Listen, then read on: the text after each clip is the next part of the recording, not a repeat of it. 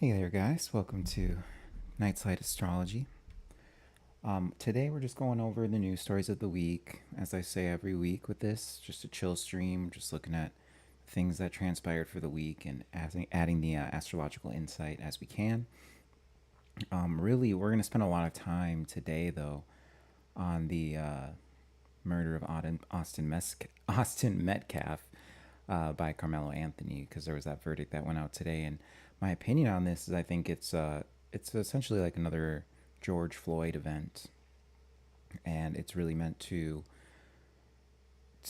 like kick off all of this summer stuff. Now, I've been saying this, like in my last few streams, I've been saying that the reason they waited to do this trial at this time was because they wanted to kick off another like race thing that goes off over the summer. So, and I was like, let me make sure my mic works because I was talking yesterday for like 45 minutes and my mic wasn't even working. Um, but but no, we're gonna go over all of that. There's some interesting stuff I got from my astrology teacher actually. I mean, back when this happened, he did a really awesome deep dive on it. So I'll be reiterating some of that information. I just don't want to like steal credit or anything like that. Adding some of my own stuff in there, and just really breaking down what we can expect to see forward. Now, I've been meaning to do a longer stream on this.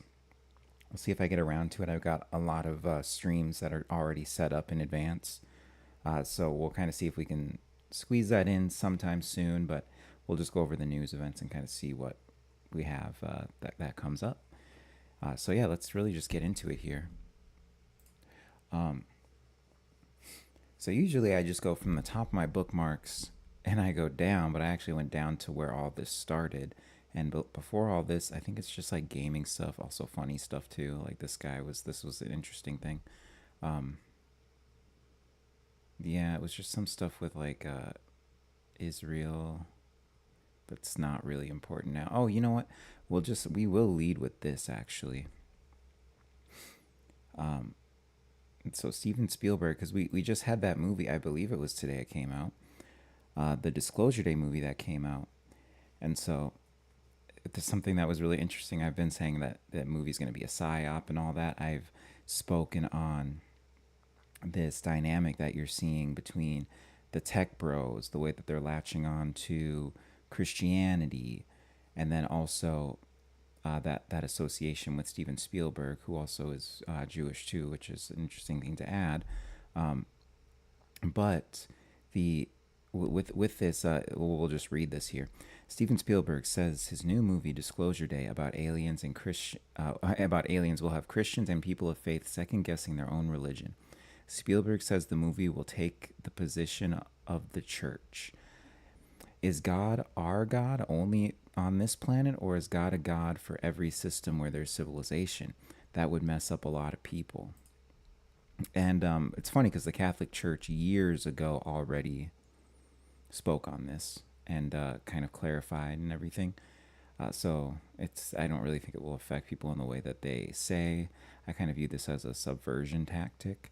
But the whole idea, to carry on from that point I was making before I read the tweet, is really they're trying to implement an alien god type of religion, and so they're going to be doing subversive things towards religion in terms of this Disclosure Day thing. And really, I think what that ultimately does is it takes away the divinity of humanity. Because think about how many people believe, and I believe this for a very long time too. But how many people believe that we were genetically modified by aliens, and like that's why we're really special? And if you really think about it on the subconscious level, what that does is it really takes away from the divinity that we all have as human beings, and the connection that we have to God and to a higher power and all these things. And then that's like it's this slippery slope where you're able to all of a sudden be like, well, that kind of seeking of God and that connection we have to God, well, that's really an impulse that was put in by the aliens to keep us good. Or you can say like, oh, well, that's actually us craving the aliens, and like they're really like the gods, and all it can go in so many different directions. But that's really, and then this was an interesting thing to go with it. be Steven Spielberg, be a practicing Jew, make a movie about aliens. It's actually about subverting Christianity. So, there you go with that. But that's just a little thing to touch on. This was interesting. So this is something Iran put on one of their missiles. In the name of Jesus Christ, to all the people of the world, we are fighting a criminal gang, the corrupt people of Epstein Island. We will not compromise to rid the world of corruption and usury. Iran just decimated Israel with ballistic missiles dedicated to Jesus. And so this is what was going on. Really over the weekend, this is what was going on. The strikes going back and forth, and then this led all the way up into Thursday here, I believe. I haven't heard anything today, but I haven't really looked at the news a whole lot today. I saw that there was like a UFO file dump, so we'll kind of get into that. But let's dive into the Carmelo Anthony stuff. So this was actually happened the day before with Carmelo Anthony. Carmelo Anthony suffers a major blow in court after his defense attorney, Mike Howard, attempted to argue that Austin Metcalf was responsible for his own stabbing and had essentially impaled himself, prompting an audible gasp from the jurors in the courtroom. And then we'll just say an interesting look to his lawyer or attorney, whatever. And then we can kind of jump ahead here. Yes, and then it was the following day.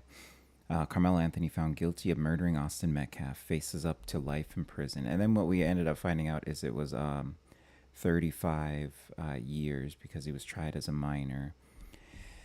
And my thing is, everyone kind of thinks this case is shutting away, but I actually think this is going to come back in some form, whether it's just through protests all summer or appeal kind of things too.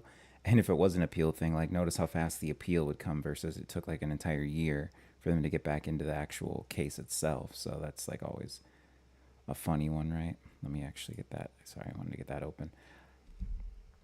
And then,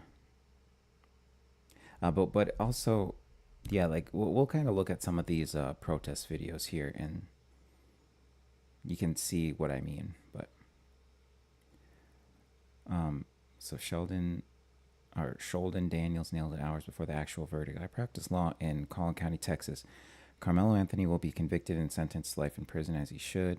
He murdered that boy because he was raised to hate white people and view himself as a victim in every situation. It's a culture thing. And this is really the thing, though. And this is something I'm always talking about on this channel. On the news shows specifically, I don't want you to think if you get into the astrology shows I do, this is like a huge thing that I bring up. It is mostly just the news shows. But hey there, Sedona Angel. Happy Venus Day to you as well. But really just that I am always criticizing what has come and become of black culture. And just how in every situation, oh, I'm a victim. Oh, it's because I'm black. Oh, it's because of this, And my thing is, and this gets into the idea that black people view and perceive that the way that they talk is to be a culture thing. I would disagree. I would say that if I'm just going to be quite frank, I would say it's a low IQ thing. Because you can be raised to speak a certain way and you can understand when that way of speaking is working against you. And so let's like just take my life, for example. Okay. The way I was raised, I had a very like thick Minnesota accent. Okay. And when I moved out to Las Vegas, I realized that accent was working against me. So I shed that accent. And this is something that I've never really understood with the black community as a whole, is when you understand the perceptions that come as a result of you having that type of accent, of you speaking that way, why would you not seek to actually shed the accent? And this is what you see with successful black people, is they have shed the accent. Unless you're talking about someone who was ascended to that position, like say an NBA player or something, where they didn't actually do work in the Capricornian sense that they need to do it in order to get to that position, when there is no impetus for them in order to be successful for them to have to shed that accent, then that's like really the exception that you're looking at. But for the most part, when you're looking at whether it's going to be your attorneys, your, you know, like anyone that's in a field that requires real hard work in the mercurial sense, that or in the Saturnian sense even, then that's really when you see that that black people have shed that accent. And so this is, and then the reason I even brought up the low IQ thing is because this gets into reading comprehension, reading scores. I don't know if you guys have seen these clips that go viral of people putting, asking black people to read from just literally a sentence, and they've got a couple big words in there, and they just really struggle. And I notice, I look at at it, and it's a very easy read for me. So, you know, like there is something there, and we have to be willing to address it if we want the community to get better. So, and actually, I'm gonna see here if I can find that. Let's go to X here. Let's, because I'll just do it on a different tab. It would be like I don't know, black people reading.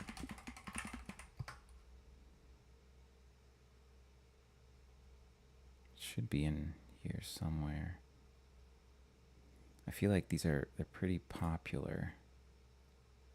We'll just do the media because I can get through it a lot faster.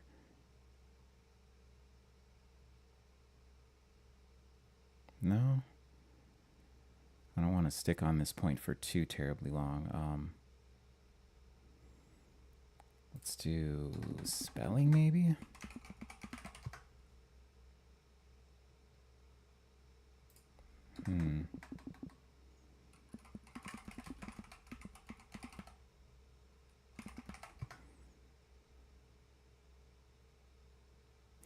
Well, we'll try to find out a little bit later here. But there's some really good videos on this. There's these ones in particular that I'm thinking of. Okay, so here's one of these clips from after the trial. Oh, you know what? I'll actually skip this one because it's someone recording it, and we actually just have it right here. What did you do? You crossed your arm, but you aren't going to approach a woman like that. You're not going to approach a woman like that. Hold up! Hold up! Hold up! You only got in a woman's face, but when a man locked up, what did you do? That's the crazy part.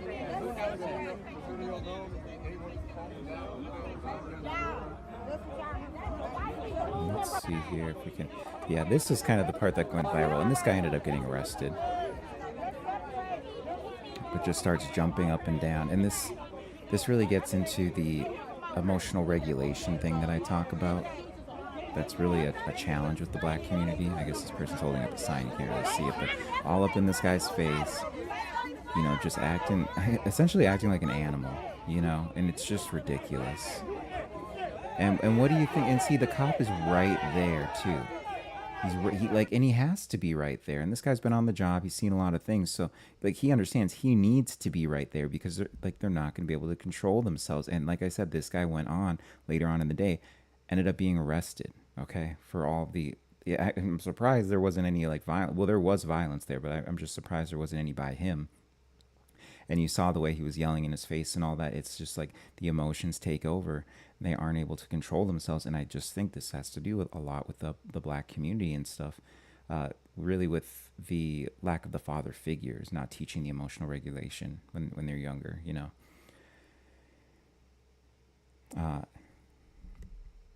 Oh, yeah, this was interesting. So TMZ here. And this is like really just interesting. I don't know if they're trying to get people what they want or something like that because they know their demographic who's watching TMZ. But the knife Carmelo Anthony allegedly used to fatally stab Austin Metcalf at a high school track meet wasn't illegal under Texas law, detective says. And then this is a person who was on the side of Carmelo Anthony. Public setting, not trespassing, check. Was not the aggressor, check. Knife was legal per Texas law, check. Was attacked by two low IQ thugs, check. Carmelo Anthony is 100% innocent. And that's just like, and you don't really know if these are, it's hard to know if this is like a parody account because it's just so ridiculous, you know. But I took a look at it earlier earlier in the week when I bookmarked this, and it didn't seem like a satire account. So yeah, there's that going on. But it's just like there's so many things wrong with this, you know. But really, just understanding the story with Carmelo Anthony and how it went down is he went into their tent. It was raining out, and essentially, and this is what all of the students testified, including black students that were in there too. Like, and that's a whole another thing because people got mad at the black people who testified against him, but that he was in there to steal, you know? And mind you, the black students that testified, these are the same. I mean, you can essentially say they're the same kind of people as me. Like, they speak properly, they're well mannered, all this stuff. And so they get these allegations levied against them of like the whole Uncle Tom kind of stuff, self-hating black stuff, so it's really just become a sickness, like the mainstream black community, and that you need to be in line. And it's so funny because I was seeing, and we'll watch a couple of these videos here of people calling this stuff out who are black, and so I'm not the only one who feels this way.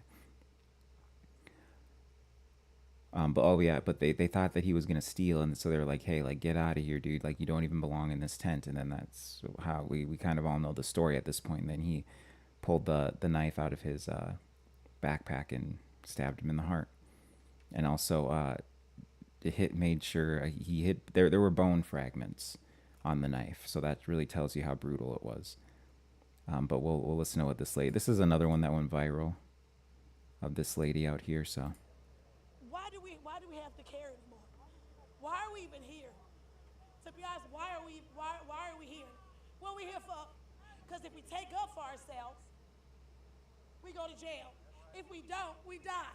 So it's a catch-22 in this situation. What do you want us to do? What do you want us to do at this point? What? I'm lost for it. I don't know what to do. I got 5 boys. I don't know what. I ain't got nothing to tell them no more. You can't walk away no more. Rest in peace, Trayvon Martin. Let me ask you this right now. I hear the frustration. Are you more angry or more sad as to what just happened? I'm angry and I'm hurt. I'm angry because you were in there. I was in there too. Those witnesses were lying on him. You got the judge. all right, so saying the witnesses are lying on them, saying that you can't just walk away when you can just walk away, and that was a situation with Carmelo Anthony where he very clearly could have just walked away easily, but then it was like a pride thing, an ego thing, all that kind of stuff. And then you have to ask yourself, how is he being raised? Is he being raised and told not to back down from these situations? And I mean, that another thing that they said was, rest in peace, Trayvon Martin. Well, with Trayvon Martin, you have to understand that all the pictures they use, and I've said this in a prior stream, all the pictures they used of Trayvon Martin were from when he was younger than when it actually happened. They don't show him wearing the gold grills. They don't show him in the getup. They don't acknowledge any of his prior arrests or anything like that. And so it really tells you about the level of brainwashing that has gone on by our media, that is specifically catered towards the black community in order to make them feel like victims, in order to make them have something that they can blame on their, I guess, I mean, we'll just be straight up with it, the lack of success. And there's plenty of successful black people, but you have to realize, it's like I said earlier, the vast majority of them are ones that were able to decouple from this type of mentality. And there's the speech thing that I'm talking about too, all of that. And another interesting thing, because we are of course putting an astrological lens on this, and so this is something I'm kind of playing with right now, but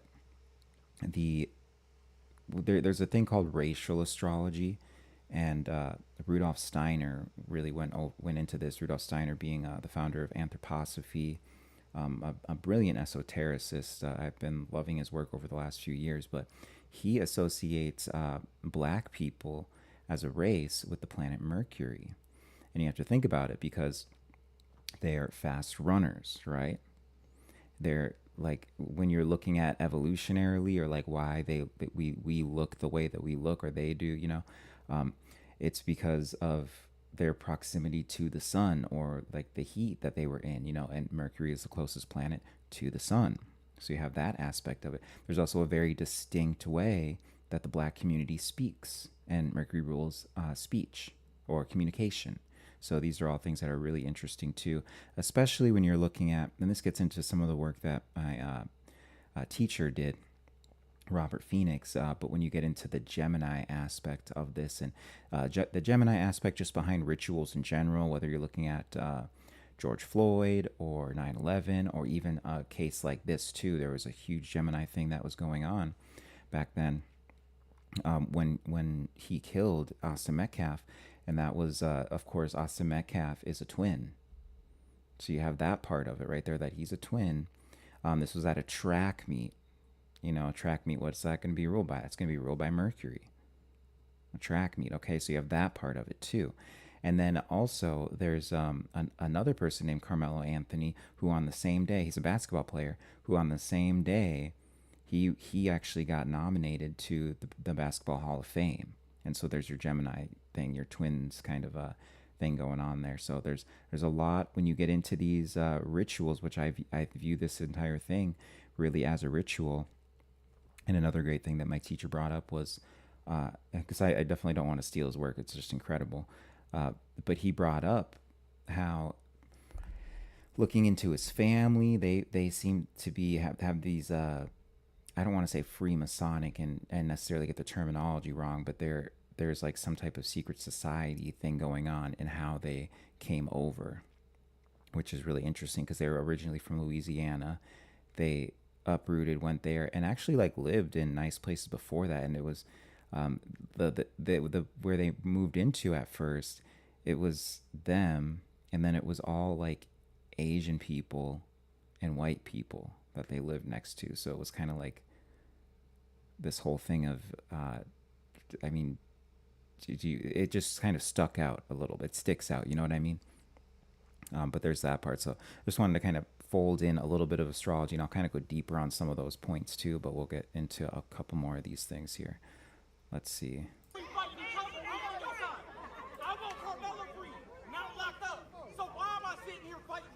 Why is another black man arguing with a black woman? Why are you out here calling people niggas and you great each other? Like they want us to. It's like some of us out here doing something not to try to pull it out. Let me tell you why. That's the best time for you to go suck a dick. Chasing, trolling motherfuckers out here. That's why. Y'all, they laughing at y'all. The enemy for y'all need to be arguing with, they right there. They watching y'all, they recording y'all, they laughing at y'all. And so you see, he was the one who was mainly talking right here, this guy. And then she kind of stepped in here, and she's pointing at presumably white people. And this gets into that same mentality that I'm talking about, where he's over here like, well, you're a black man. Why is a black man fighting another black man on this? And that gets into the whole complaint that I've been having continually, is that they expect you to all be in lockstep. And this is, I'm talking about like the YN, black community specifically. So the mainstream black culture and what it's become like that. That's what I've noticed through living, and I brought this up before, through my life, through being around black people at certain times in my life, is like, you can be aligned on a million different things, but it's the one thing you're not aligned on. And then they're clowning you for it. And that's another mercurial thing too, is black people are known for their sense of humor, for their like how they clown on each other and all that. And when you're getting into gesture kind of symbolism and all that, that's Mercury, that's mercurial. And so I think there is something to the racial astrology. And I can always bring up the other races too, but that's something you can always type in AI as well. Get Rudolf Steiner's opinion on it. Like, white people would be Jupiter. And then it is Mars for kind of the East Asian, or just like, I mean, because, you split up Asia, but like China, like that whole area there is very Martian feel to it, or martial feel to it, if you really look back in the history of that. And then you get Venusian for more like India, Persia type of areas. It really deals with like the beauty of of their culture and all that. You get the Saturnian with Judaism was a weird one because it kind of folded into a couple of them, and that shows the uniqueness of Jewish people and all that. But if I remember right, it was Saturnian that they got into with Jewish people and Judaism and all that. And then, of course, like I said, black people would be Mercury. And I think that covers like all of them pretty much. I mean, you've also got, it was Native American. I think Native American was Saturnian, and then there was this weird play with Jewish people where it was like Saturnian and Plutonic. I'm just going off the top of my head though, but it was really well thought out how we went through it all. But Just wanted to give that on that there. Oh, this was just kind of this was just kind of That funny. nigga did that shit. I can feel, I can feel like murder in the room. That nigga did that shit. All right, so this is just like 2 minutes here, they but feel this like really spoke to me because I definitely vibe with what this guy was saying, and of course he's got a cowboy hat on, you know. sorry for the criminal and the murderer more than the actual person who's not with us anymore. The actual victim, they don't care about. Everyone feels sorry for this little monster. I never felt comfortable around you niggas. That's why I got the hell away from y'all. Y'all think this is a game, like, oh, you're just saying this for likes and clicks. No, I'm not even near you niggas. My kids don't go to school with you niggas. This ain't for likes. This is for real. Like growing up, when my friends would come over, hey, my dad would check them at the door. Listen, man, you gotta take that do-rag off. This do-rag ain't allowed here. My dad didn't like do-rags. Because he watches the news. He see who's doing the killing. Take that do-rag off before you come over. And that's all, like, and you know, when I was a kid, I didn't understand. I'm like, why is dad like this? What's going on with dad, Ma? Why is he tripping? Why is he embarrassing me? My mom sat me down and told me a story. Listen, your dad's seen a lot of things. What do you mean, Ma? What happened? You know, I never told you this, and don't tell your father I told you, but when we were young, you know, we used to party at your dad's house, you know, when we were 16, and his brother had just come home from the military. His brother was older, you know, your father looked up to him. He was kind of the protector of the home. Everybody loved him. He was just a great guy. Just came home from the military. You know, and they threw a party for him. Celebrating, everybody celebrating downstairs. What happens? A knock on the door. My father's brother goes up the stairs, opens the door. What is it? A bunch of monsters. You know, do-rag wearing monsters. Yo, we want to come to the party. My father's brother tells him, no, you're not allowed. Nobody else is allowed. We're going to just keep having this party and you guys are going to leave. What do they do? Oh, yeah? Put a gun to his head, shoot him in the head. He fall down the stairs, dies in front of my dad. My dad is traumatized by y'all. From that moment, man, he just didn't want nothing to do with you. He stayed in Brooklyn a little longer, seen more things happen, and then he got to them books. Yo, I got to get out of here. I cannot raise a family here. It's not safe. It's a reason why people want to get away from y'all. You have an animalistic monster mentality. Nobody wants to be around. Shoot first, ask questions later. That's how y'all move. Y'all don't even fight no more. Ain't no hands, one-on-ones. Y'all just go straight to killing. Obviously, it's not all black people. There's a lot of good black people out here. There's a lot of monsters as well. And it's not hard to tell who's who. And that is exactly why Austin Metcalf didn't want that boy around. And he was right. And yeah, I mean, like I said, I just really liked what he had to say because I totally resonate with that. I vibe with that, and I can say with my, you know, my own brother too. Like he was around that kind of stuff, and then that's why he ended up moving out here. Of course, he originally moved in with me, and then he's got his own place with his girlfriend at the time, and he's been building and building and building since then, and staying away from that. And he's just so successful now. He's got two amazing kids, my niece and nephew, and they're just angels. And I mean, that's an example of getting away from it. You know, he doesn't speak in that way, like the way that I talk about speaking in and all that. And you can even see with this guy, like, you know, he's like carrying a little bit of it. And that's what you can call actually carrying that black culture with you. But you can understand what he's saying. He's enunciating. You can tell he's an intelligent individual, all of that. And so that's just, yeah, a big thing with it. And I feel like there was something I was going to say, but it'll come back to me. There was something else I was going to say regarding that, but Like this occur designed to protect black people. Anytime a white man or a white child can go and put their hands aggressively on anybody and something like this occur, it's self-defense. It's self-defense. You put your hand on me and see how I respond. Beat your motherfucking ass.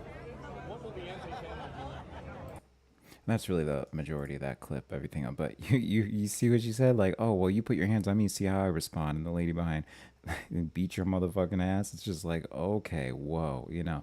But this is the whole thing is, like, this is what's in the culture is that, like, it's okay to exchange words with violence. And I'm not even saying that that's not the situation that they're talking about. They're talking about putting your hands on someone. But okay, like, so you put your hand on someone's shoulder, you push someone, and then you get in response your ass beat. And so this is really, it gets into what the whole issue is with it. When there's a white boy been for all black jury, never. How's it murder? This is And racist. he You know asked, why? is he okay? Because you know what? Whatever the verdict is, he got justice. Because he got to go before a jury of 6 or 12 instead of being buried by 6. And this is the Black Panthers outside too. Now, of course, you can have the Black Panthers outside of this doing this, and it's totally okay. But you get a white power group outside after a bad conviction for a white person, and it's the end of the world. You know what I mean? And so that's kind of ridiculous. Like, definitely a double standard. Definitely something I don't agree with. Not even that the Black Panthers are out there, but that, it's something I talk about all the time. White people need to be able to be proud of being white. And there's so many that are not. And I think that we're seeing this wave of white people actually taking their power back and being so over this. This is what's called black fatigue. And it's happening. And if you're someone who's going to be like, oh, well, this is just racism and blah, blah, blah, and like to have black fatigue and this and that, and you're not accepted, it's like, well, you're actually part of the problem. If we're just being frank, like, you're part of the problem. And there's a level of self-reflection that I think the black community as a whole has to do. And then what behaviors are we enabling? And now I remember the thing I was going to say about down and back at this clip with the guy with the cowboy hat was, this is something that I've been bringing up, but it was a kind of a monologue that I went on in one of my streams, but talking about in terms of Neptune and Aries, Saturn and Aries, and the play that we're having on them, but particularly Saturn and Aries. But you can really make the argument for both planets, especially the dynamic going on between them for the next 2 years because of the way they entered the sign together. Really, the big limiter that we're going to see that can be allowed is like people being limited by the way that they identify. And so my thing is, when you're looking at these two clips right here and these kind of things, it's really showing that like all of these people can identify with is their race. Like, can they identify with anything else? Because like look at the weird leaps in logic that are having to be made, and the inconsistencies and arguments that are having to be made here, just in order because it's like, oh, well, I'm black, so like I need to like be this or be that. And then that even cycles back to what I was saying with the black community, is that you need to be in lockstep. And so it enables the black community as a whole enables this, because you can't deviate from any one point. And I have experience with this, like people have experience with this too. And I swear that there's one clip here where someone's talking about that. So, but just to kind of, Both should have been dead. Both brothers. Both of them should have been dead. You ask me? yeah, I'll read this here. Carmelo Anthony supporter says Carmelo should have killed Austin's twin brother Hunter as well.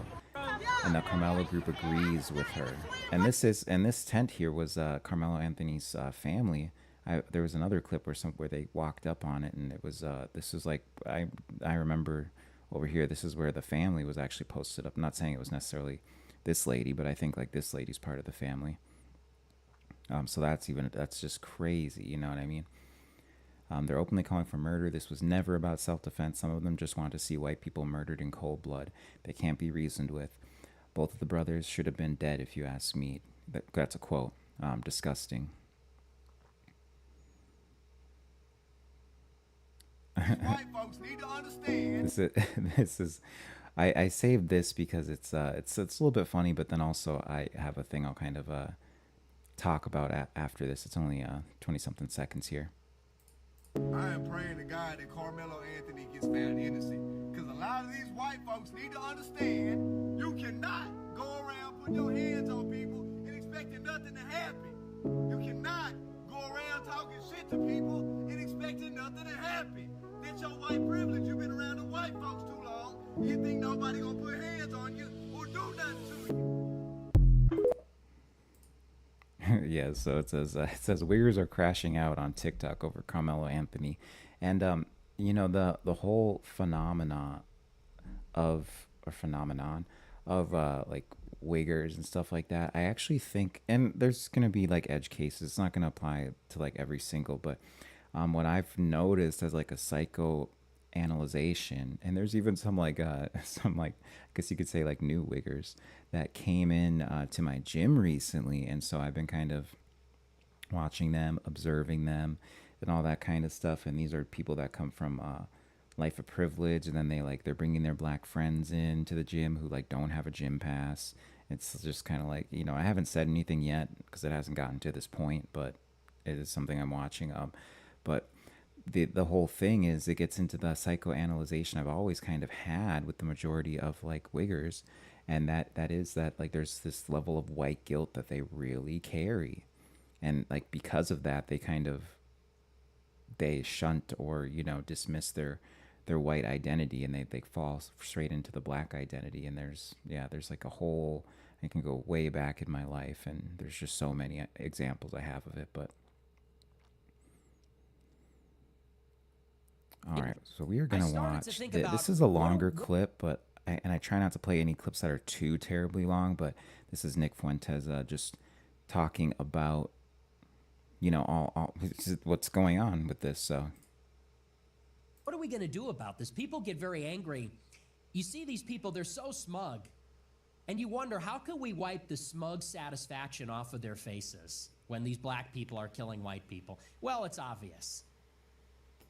You think about vigilantism. You think we can't have that. We've been deprived of justice. We think the state must intervene with brutal violence.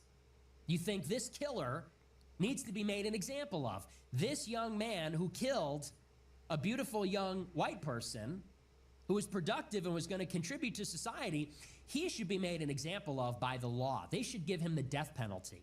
And then I thought, that's not good enough. It's not enough that he gets the death penalty. I started to think, how can we send a message to these killers? How can we send a message? We need a public execution. And then I thought about it. You have this persistent problem of brutality from blacks, brutal, merciless, senseless violence from adolescent black men. I think there has to be something done about it. Maybe vigilantism, maybe the state. I say the only answer to these people that do not listen to reason, that do not listen, is to match in an organized way with the state. Because we're not about mob action. We're not about senseless revenge, vengeance. That's not who we are. Those aren't our morals. What we want is justice. We have a state to administer justice. I said, so we should deliver the death penalty in equal measure to the killer. And in order to send that message, we have to do it in public. And then I thought, wait a second, we've just recreated lynchings. We just recreated the same thought process behind the KKK and behind the mob lynchings or executions that we hear so much about in the long history of race relations in the United States. Now, you might say to yourself, and that just goes to show how misguided that thinking is, because we would equate that type of action with moral evil. Because we're indoctrinated, that was racism, that was evil, that was the moral stain on America, that was a legacy of slavery and Jim Crow and the Klan. So if you're thinking like this, and it sounds like that, and that is the pinnacle of evil, then this must be wrong. This way of thinking must be misguided if it leads to that place. But me, I don't think in terms of heuristics. I'm a free thinker. I don't think in terms of rules. I don't think in terms of my 7th grade teacher told me this was bad and therefore it's bad. I flip the thinking on its head and I think maybe we've thought about it all wrong.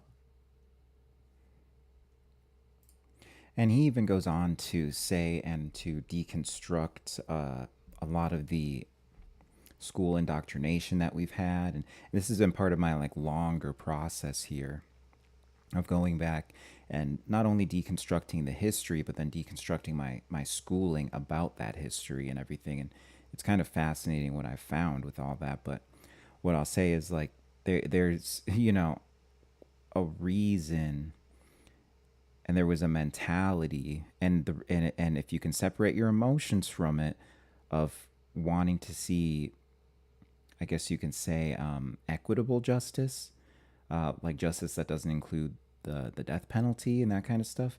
But if you can separate your emotions from all of that, it helps you go back after you've went and deconstructed the history of why these things were occurring back then. And of course they're extreme. Of course you don't want to bring these things back or any. I'm not making the argument for anything, but I am just having a thought process around it, and I'm deconstructing it and I'm analyzing it in a detached way. And it really just gets you.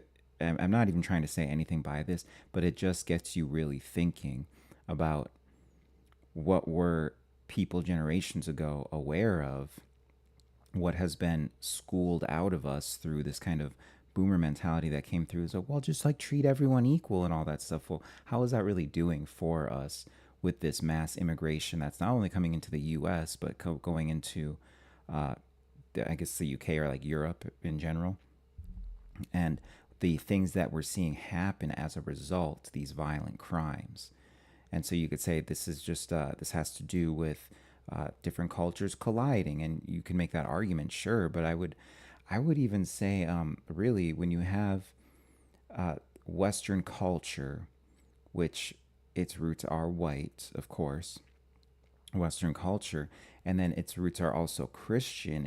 I mean, our judicial system itself, it comes from Christian ideals, and there's still a lot written into law that has to do with Christianity in terms of the U.S. And the U.S. is really the standard off of which all of these other systems, especially post World War II, that where they're written off of both their constitutions and then also their judicial system. So there's kind of a whole thing in the mix there. Yes, you can say it's clashing cultures, but also there's just an inherent goodness and fairness and like Libra-esque quality to the judicial system that we have. And of course now that's going to sound like it's contradicting what I'm saying here, but I'm not, like, it's like I said, I'm not saying anything about this. I just think this is interesting food for thought.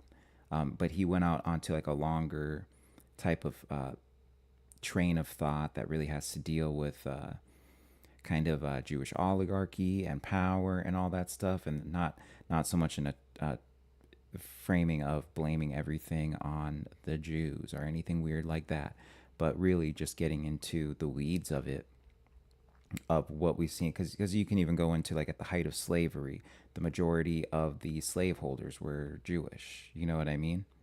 So you have that going on. And then even when you look back, this would have been during the first Reich.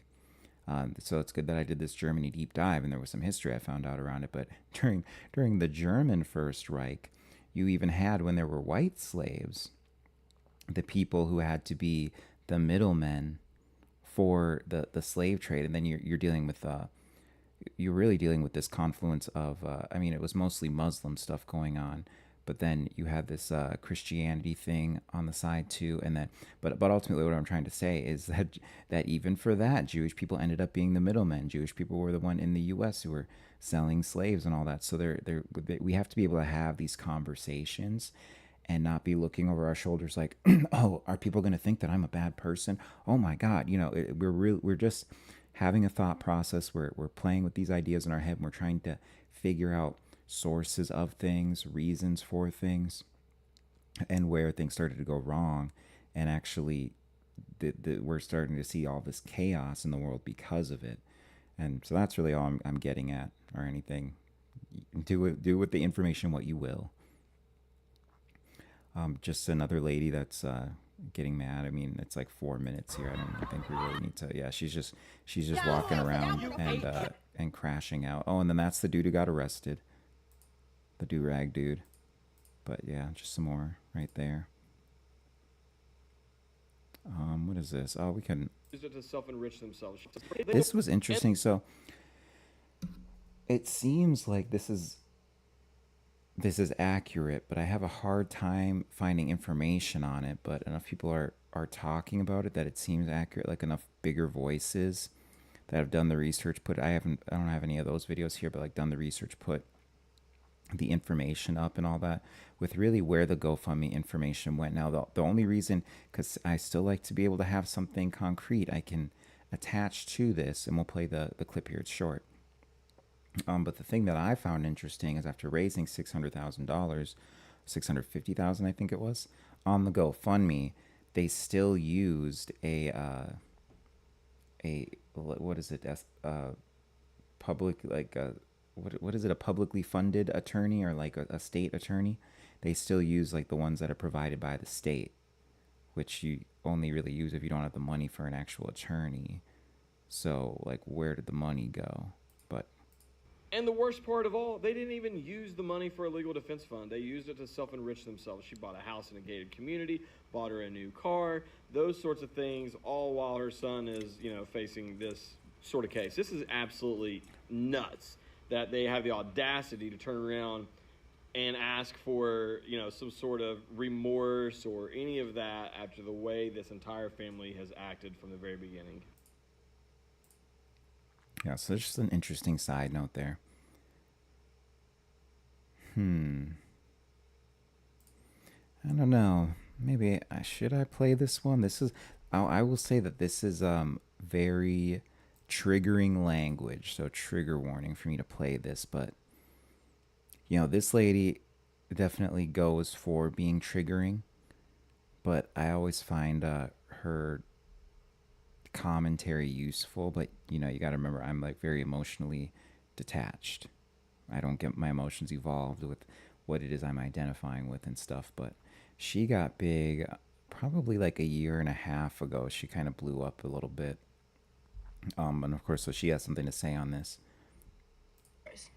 But fucking chimp right here killed a white child and has gained millions of fucking supporters, all of them being niggers, of course.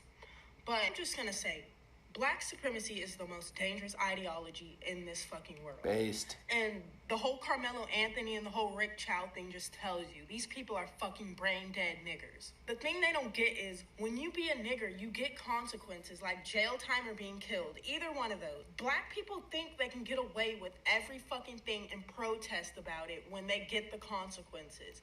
It does not fucking work that way anymore like it did in 2020 when y'all were being ass kissed by every fucking person on this planet. Nobody gives a fuck about you niggers anymore. We want y'all gone, including us black people. We want you fuckers gone. Rick. so she's gonna be like going even harder. I'm just gonna leave it there. But like I'm trying to show people a different viewpoint here that you get, and of course a lot of that's going to be really triggering, but like this is the point that like her whole story is, I mean, it's honestly similar to mine, where it's just like I'm at that point where it's like very difficult to be associated because nothing changes in the black community. It's always someone else's fault. It's always like, oh well, I don't have my own personal power. And another thing that I was going to say earlier that I didn't say is people can act like the world is against them for being black. I would argue I've seen tangible results and benefits in my life from being black, but it's because I'm well spoken. So that's the thing. You have to ask yourself, like, is it more of like a speech and communication thing? And then remember I brought up that whole Saturnian thing with the black community where you clean up the speech and the Saturnian stuff, the success in career, the better public image, all that stuff that follows with it.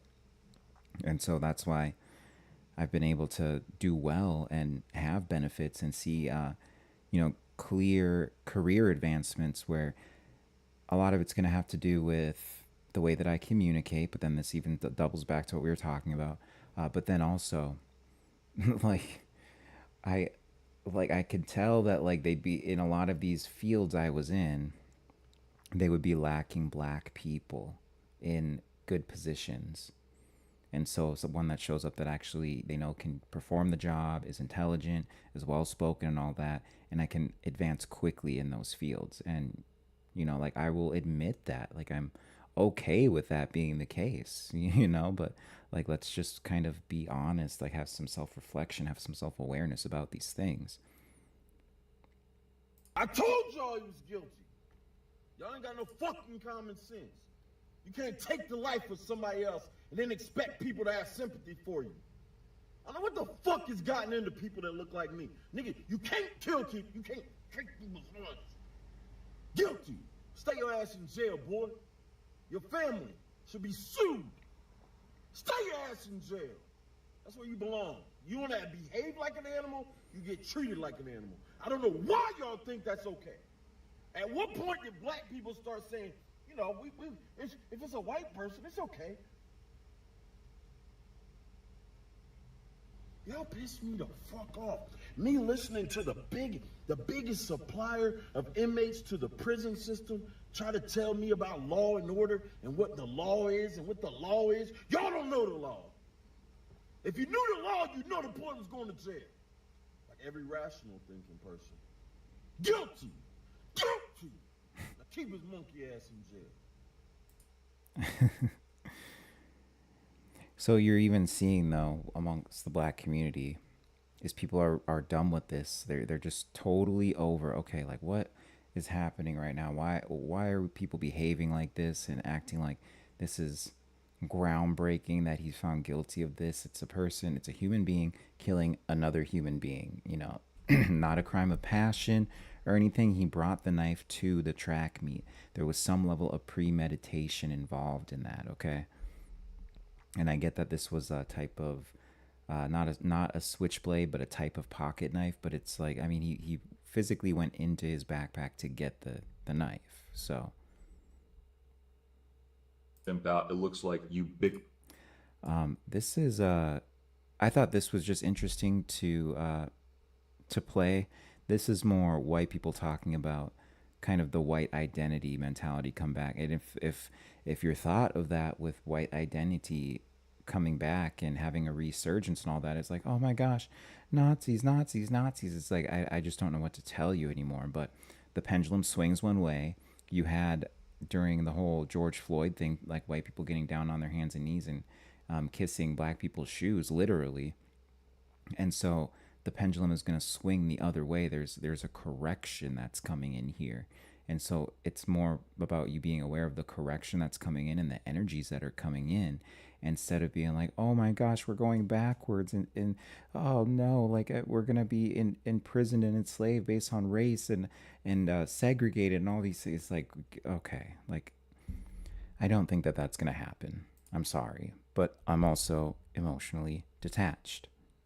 White men are afraid of their own power. When black people chimp out, it looks like nihilistic gang violence and drive-by shootings. When brown people chimp out, it looks like Allah Akbar and it looks like cartels. When white people chimp out, it looks like ubiquitous domination. A level of conquest that other people could never fucking conceive of is the reality. And that makes a lot of people uncomfortable, and on some level I don't even like being the one to say it because temperamentally I'm a sensitive person, but we have to start acknowledging that's the reason why all of this has been foisted upon us as a people, is because they are afraid of us, is the reality. White.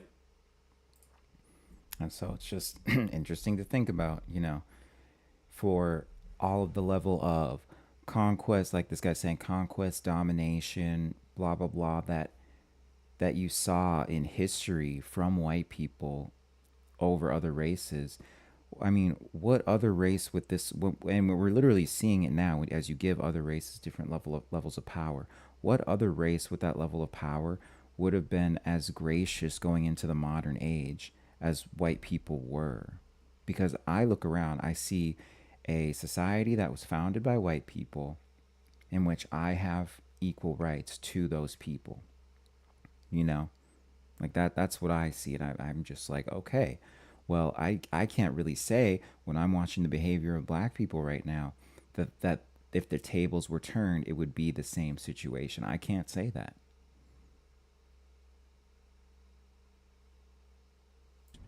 I didn't even want to be right wing. I just didn't want 90 IQ minorities telling me what I'm allowed to say for the rest of my life. Dude's out here like simple black theory, letting people know what's problematic.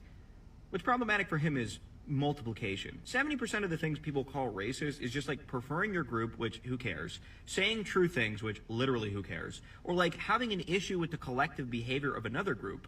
Oh, you're not allowed to do that. What? Hey, guy whose identity we blame for literally everything all the way down to the bottom of reality. It's all a system of white supremacy, which is why you need to give us continuous power so that we can dismantle it and then police your decisions and actions and behavior and language all the way through, or else you're a bad person. Don't you dare ask us to stop shooting each other and having kids out of wedlock. Yeah, it sounds like a raw deal, to be super honest. It's like minorities will blame white people for the state of reality and then call you racist for like holding them accountable for their actions as a group. Because racism is actually a system that is basically when anytime I don't get what I want and I don't get power, and it includes both the rape of the Congo and when a 13-year-old says green FN on a Fortnite lobby. And so of course people were like, yeah, no, I'm just not gonna do that. And so they're like, all right, I'm racist, whatever. But now they're not making the proper distinctions, which is a shame because like actual hatred of other groups of people for like nothing that's in their control is dumb.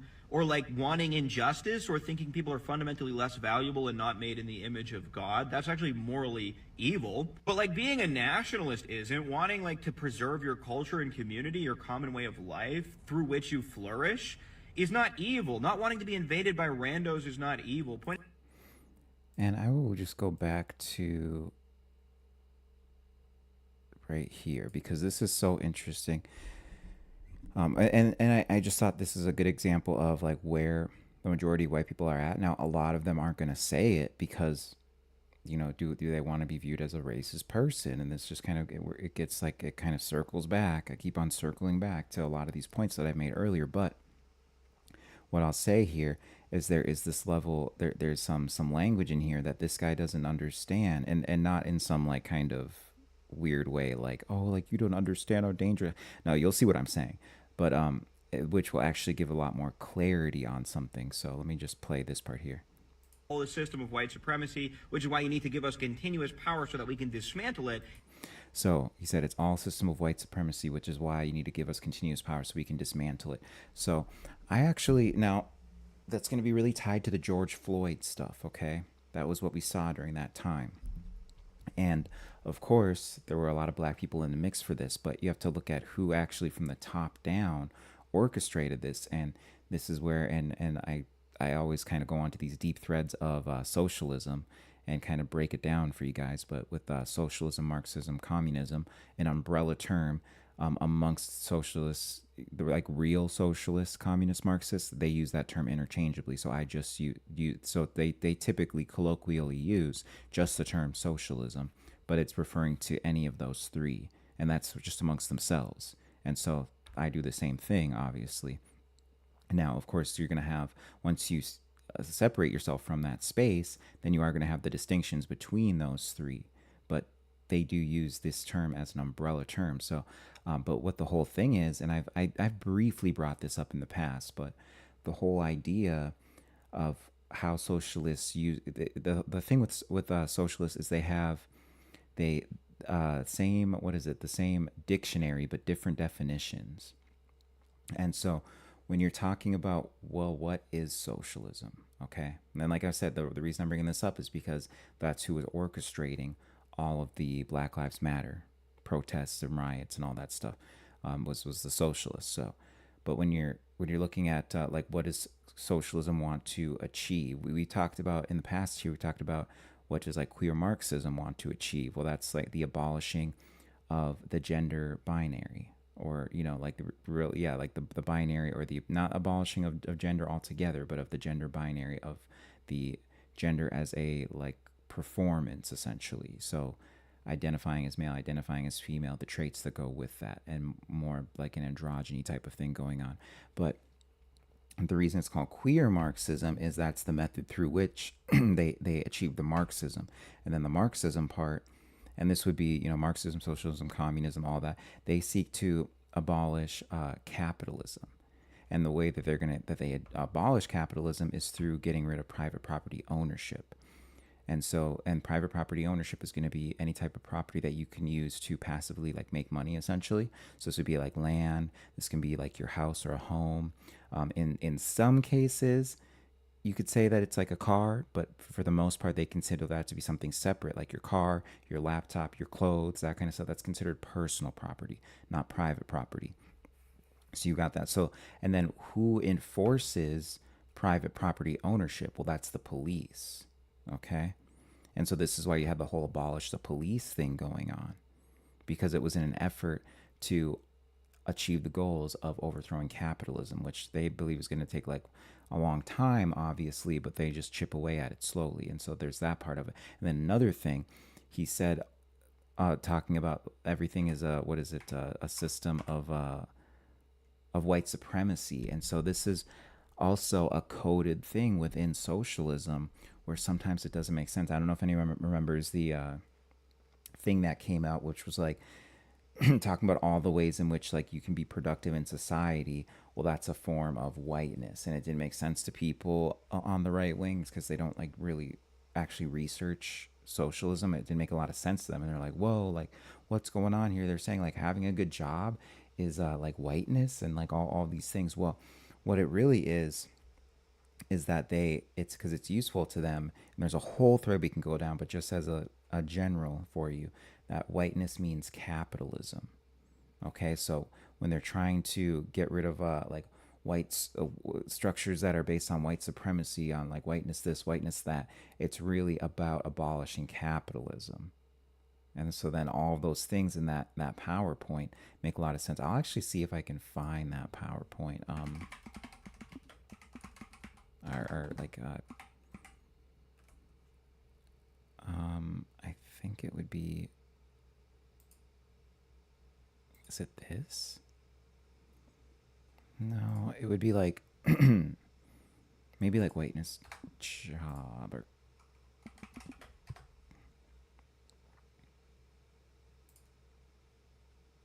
I don't think I can find it. Yeah, but there were, oh, here it is. Here we go. This is awesome. So, aspects and assumptions of whiteness and white culture in the United States. White dominant culture or whiteness refers to the ways white people and their traditions, attitudes, and the ways of life have been normalized over time and now considered standard practices in the United States and all this. So this like totally gets into rugged individual. And think about this. All these things are things they need to get rid of for communism, socialism, Marxism to work. Rugged individualism, family structure, because they also believe in abolishing the nuclear family, because they believe that the nuclear family is essentially like a vessel that is able to uphold the structures of capitalism. And then emphasis on scientific method, objective, rational, linear thinking, cause and effect relationship, quantitative emphasis. But this was something that went viral back, and people were like freaking out because they're like, what the heck? History, this is something that you see with communists too, is there needs to be some type of control over history, especially when you're see heavy focus on British Empire, the primacy of the Western Empire, and the Judeo-Christian. These are all things they want to, they would need to get rid of in order for socialism to work. Protestant work ethic, and the whole thing with socialism is when they're saying Protestant work ethic, they're talking essentially about being able to profit from your work, and then like people making different money for their job based on the value that it provides, that kind of stuff. And you can't have that in socialism. Everyone is essentially being paid the same amount in socialism. Of course, you can get into the nitty-gritty and details with that, but you understand what I'm saying with that. Religion, status, power, authority, which would be like hierarchy and all that. So yeah, that kind of just gives you an idea, and it goes on and on and on. But so that's really, oh wait, no, it was this one I was on. So just wanted to kind of break that down a little bit, and like where that's just such an interesting thread. That was the main reason I saved this one. So, and that really covers a lot of the Carmelo Anthony stuff. I mean, like I said, I do think it's going to come back and all that, but and then this is what was going on in, I believe this was the UK, somewhere in Europe. I think it was the UK. But you had like I don't know if this is this was like a teen takeover that went on, and it was like, and with the teen takeovers, you're primarily having black people, but then there's like a white person that's in the mix, and then all of a sudden they all start attacking this guy. Take that shit off. Take it off me.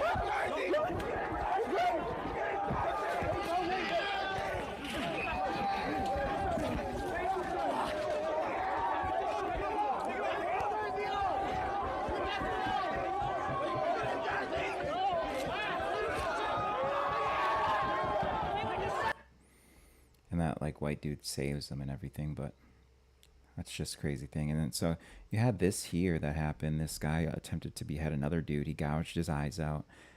One of them permanently gone. He lost vision in both eyes, but he was able to gouge one out. One of them heavily damaged to where he'll never see again. The guy was a special needs guy. And so this is where you started to see, this is the whole thing of them like getting the dude off and everything. But this is where you start to see all these riots here, and I'll go up a little further. Yeah, because then you got all these riots up here. But this is the last thing I'll play on Carmelo Anthony because it's only a couple seconds. And this is Myron Gaines, also a black individual, very much shares my views on the, well, maybe I shouldn't say that before because he's pretty controversial. He's another triggering person, but this is what he had to say on it. That's very bad, man. I'll tell you this. If Carmelo loses, chat, they're going to light that city on fire. You best believe, bro. If this nigga loses, they're going to light that city on fire, bro. BLM and all these niggas are going to go crazy. And it's funny. I think I must have thought that I saved something more controversial or anything, but that's him totally predicting what went down too. Because I remember saving, yeah, because this is June 5th. This is like before. So you really hit the nail on the head with that. I mean, and it's not that you saw them light the city on fire or do anything violent yet, at least that we know of. But this is where I'm thinking, obviously this just makes sense symbolically, hermetically, all these things. When you get into the ritualistic nature of Gemini placements, Gemini season, Gemini stuff like this, where Asimekh had a twin, all that kind of stuff.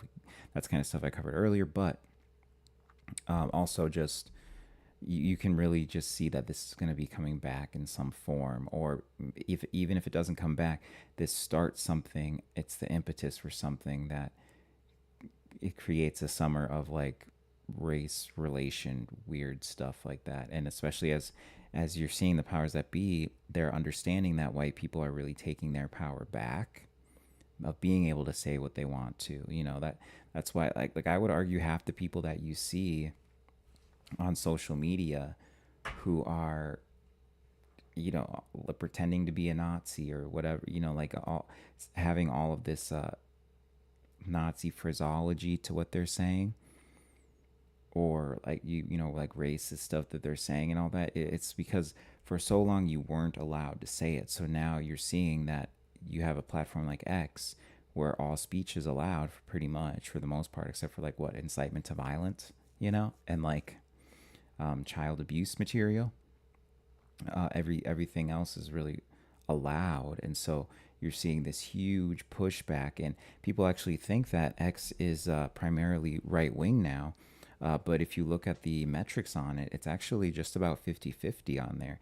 So that tells you that there's this huge push like back in the other direction. This is the pendulum swinging the other way, where they said the thing that was like the slightest bit problematic, towards one group of people, then they got banned. They got silenced. They weren't allowed to be in essentially the town square. It's a violation of the First Amendment there. So now that it's actually the way it is now, you're seeing this correction. I'm seeing it actually start to die down. It was crazy like a year, 2 years ago. It was crazy on X. But now it's like it's kind of chilled a little bit, but you're still seeing a lot of that, especially in the comment sections, less than in the For You. Tim Pool. And Tim Pool is very center. He's center right, but he's like very much center. Like I find myself I feel like he's a little too lukewarm on some of his positions sometimes. But Tim Pool says anyone who riots over this deserves to be oppressed, and I would agree with that too. And that's like the whole thing. Is I don't know why I'm thinking of the Benjamin Franklin quote, which some people say that he never said that. I guess I need to actually go and figure it out. But he was saying like those who would sacrifice their freedom for security deserve neither freedom nor security. And I'm not saying that it's the same thing as this. I don't know why. I just wanted to say that that came to my head all of a sudden. But I'm not even saying it's related in any way, but it's kind of the same type of principle, I guess, like that, you know, like you're rioting for being oppressed about this stuff, but it's just like at that point you kind of deserve to be oppressed.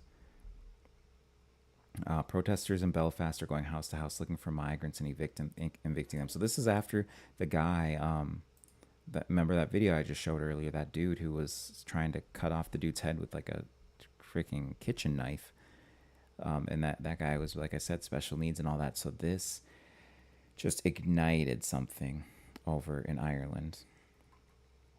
And everyone is like going to all these migrant housing communities and they're like firebombing them.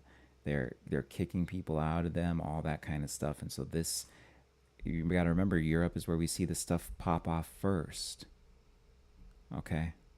You see like a lot of these things pop off first in Europe. There's always this interesting play because sometimes you see in America stuff pop off first too. It's like this weird mix, but when it comes to stuff like this, like you're usually seeing it, like say, look at slavery and like equal rights and all that kind of stuff. You know, Europe got it first before America got it. So this is something you can expect to see in actually America, but I would think that it's probably a couple years away in America. And you have to remember, they're a much more locked down society than we are too, much more Saturnian than we are over there. And they've reached this boiling point where they're going around to all these houses and they're kicking out migrants. They're giving them like reasons to need to leave. Yeah, look at that. I saw another one. I think I saved it. But yeah, starting these the migrant HMOs, houses in multiple occupation, which is a form of taxpayer-funded housing for asylum seekers. But they're going there. They're setting their fires, setting the houses ablaze. So you got all these people responding. They set cars on fire too. So this is one I saved, so it doesn't seem like I'm skewing totally in one way too, because ultimately, when like this black dude is just minding his business, so it goes both ways, guys. Like, you know, because, and this is where it can get bad, where people are on social media too much, and then like they get radicalized. Like you get in this point where you radicalize people against someone else. Like this guy looks like he's not harming anyone, he's not doing anything wrong, and then this guy just comes and like punches him like that, and that's like not cool, you know? So it goes both ways.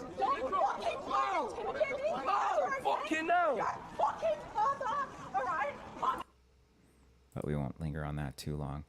And sorry to, like, this is what this week is, guys. And hey, I'm like someone who wants to just look things in the eye as they are, and it's not gonna fuck with my energy or anything. I'm like, I'm having a great day now. I'm gonna continue to have a great evening after this. But I know these things can be very difficult to watch and see in the world. But this is, I think it's important for me to do these kind of streams too, because it really shows, when you are an astrologer, the kind of things you need to be ready to understand that are going on in the world, work through, and still be able to give people very positive readings that don't even deal with any of this stuff, but you're just understanding the energy and where it's moving, you know? So this is why it's so useful for me. But yeah, they even, what was this, like a bus or something like that? Like they set fire to this bus here. You know, they're just setting everything on fire, man. Here's another one of that bus. It's crazy. Look at that. They set fire. This one's kind of bad quality, but they set fire to a car. It's just like rolling down. Oh, fuck. Fuck.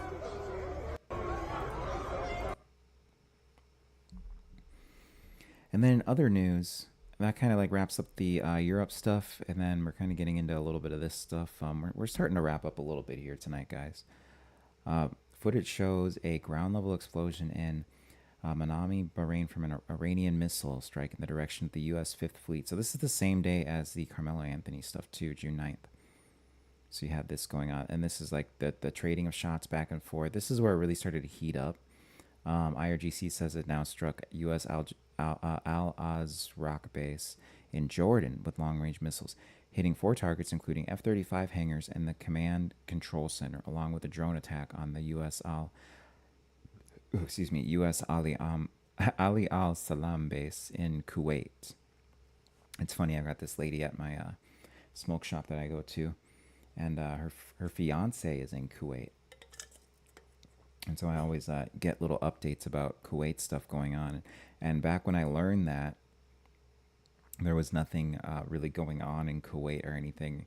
And so her and I were kind of joking. We're like, oh, well, like it seems like we're good right now, but we'll see and all that.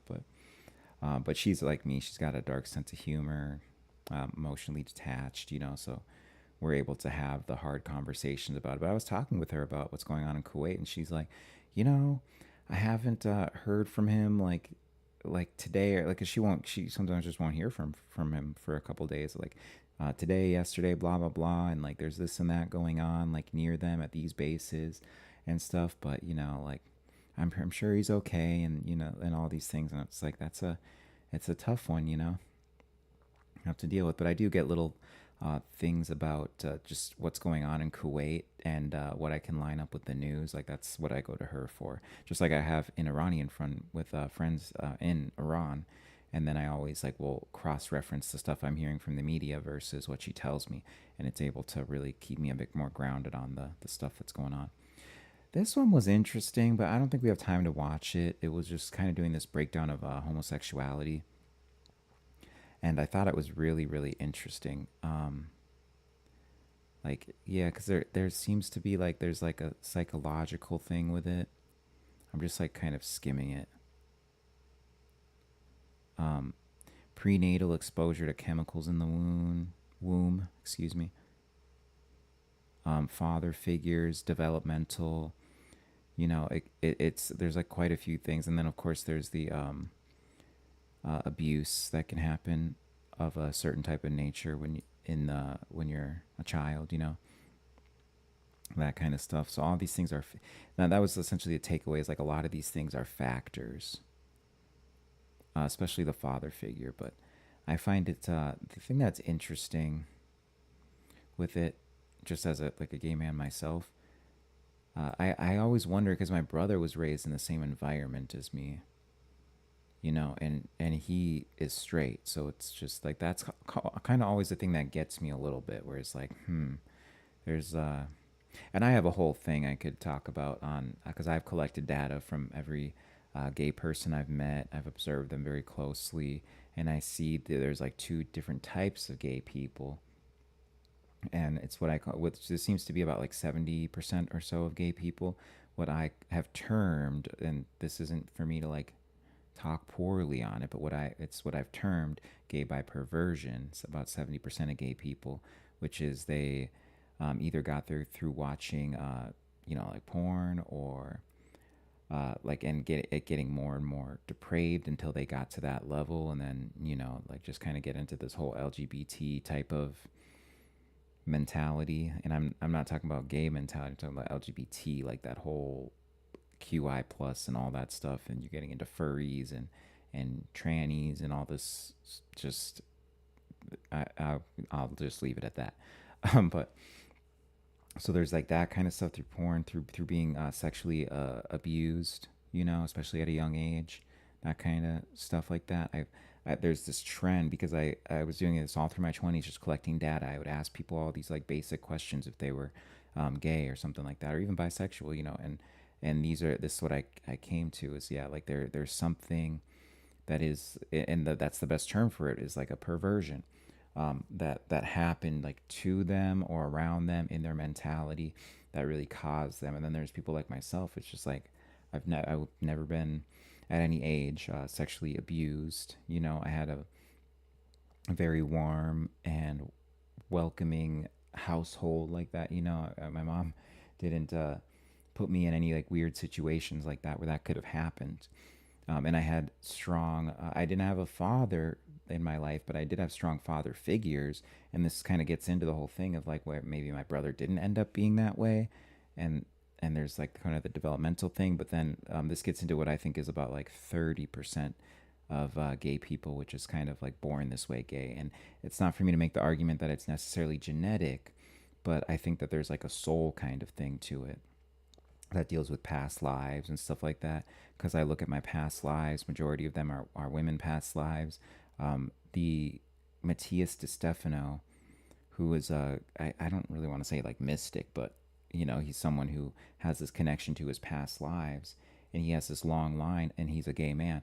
He has this long line of past lives as a woman, and then now he's incarnated as a man, as a gay man. And something that he said that always stuck with me, always resonated with me, was that you get like people who have these long lines of having like women incarnations and then incarnate as a man. They like will incarnate as a gay man because it's kind of part of the process of being able to take on the new energies and then start to incarnate as a male and like figure that kind of stuff out and all that. It always resonated with me, but obviously it's hard for us to get anything concrete on that kind of information. But it did seem to relate properly to my experience with my past lives. I thought this was interesting. Randy Fine says U.S. may not exist in 50 years, but Israel will. This gets into my Pax Judaica kind of stuff I talk about, of Israel rising as a new superpower out of the region. And that's why we're like essentially we're positioning ourselves to try to get out of there. We want to like the whole thing is like we want to leave the region in a state that where we can pass off all that to Israel and have them just take care of the stuff in the Middle East, have them have the technology, the resources, all that to actually do that.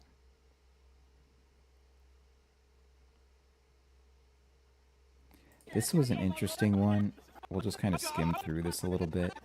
But this guy, black dude who was at the things, who was like siding with essentially Austin Metcalf, everyone getting mad at him. And then this kid here, let me go back here. This kid that's like pointing at him, it'll show him on camera in a second. He goes on later, it's not in this clip, but he goes on later and he actually punches this dude too. So that it just kind of gets into that whole the emotional regulation thing.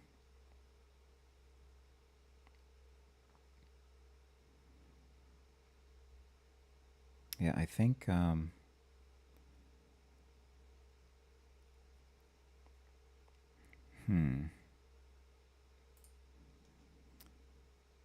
I've got a couple other of these here. These were some good ones, but I don't know if I have time to really play these today, but I'll just say these are like other black women here. You got like 3 black women who are just taking the side of Austin Metcalf and go into some really deep stuff. It's all the stuff that I've talked about, so I don't need to rehash it. It's all the stuff I've talked about on this stream today of really the issues with the black community. They all are pointing out these issues as well and are saying like nothing is going to change until we actually take accountability and change the black community. Okay. Oh.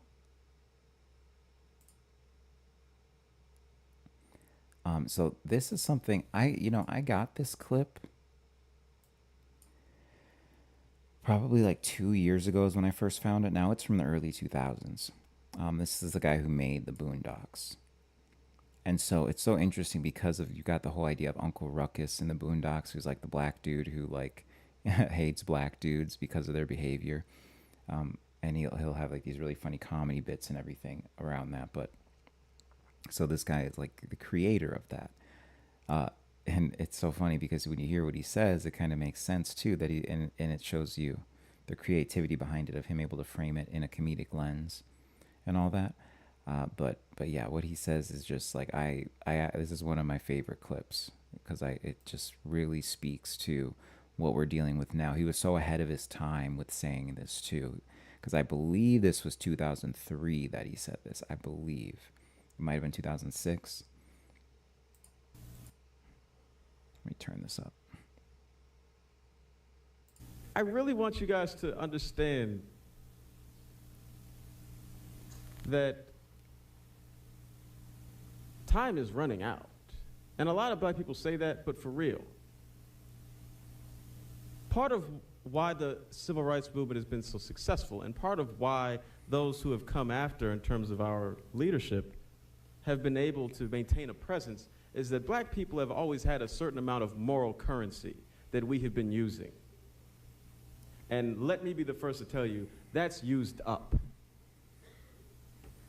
White America has been watching us act like fools for a long enough time where any sympathy they may have had to our plight is completely gone.